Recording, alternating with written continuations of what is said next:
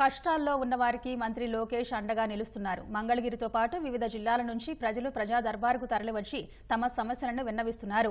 ఉండవల్లి నివాసం వద్ద వృద్ధులు, మహిళలు, దివ్యాంగులు, యువత, ఉద్యోగులు, వివిధ సంఘాల ప్రతినిధులు బారులు తీరారు. ప్రతి ఒక్కరి వద్ద విజ్ఞాపన పత్రాలు స్వీకరించిన లోకేష్ ఆయా సమస్యల పరిష్కారం కోసం కృషి చేస్తానని వారికి భరోసా ఇచ్చారు.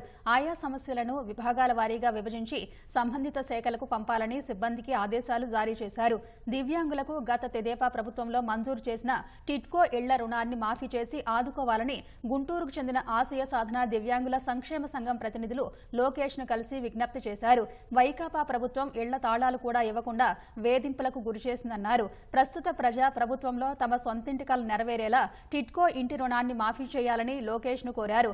సమస్యను విన్న లోకేష్ చర్చించి నిర్ణయం తీసుకుంటామని భరోసా ఇచ్చారు. తన కుమార్తెకు పూర్తి స్థాయి అంగవైకల్యం ఉందని పెన్షన్ మంజూరు చేయాలని మంగళగిరికి చెందిన షేక్ బానుభి లోకేష్ ను కలిసి విజ్ఞప్తి చేశారు. పుట్టుకతో దివ్యాంగుడైన తాను డిగ్రీ చదివానని ఉద్యోగం కల్పించి ఆదుకోవాలని మంగళగిరికి చెందిన వంశీకృష్ణ కోరారు. ఆయా సమస్యల పరిష్కారానికి కృషి చేస్తానని లోకేష్ భరోసా ఇచ్చారు.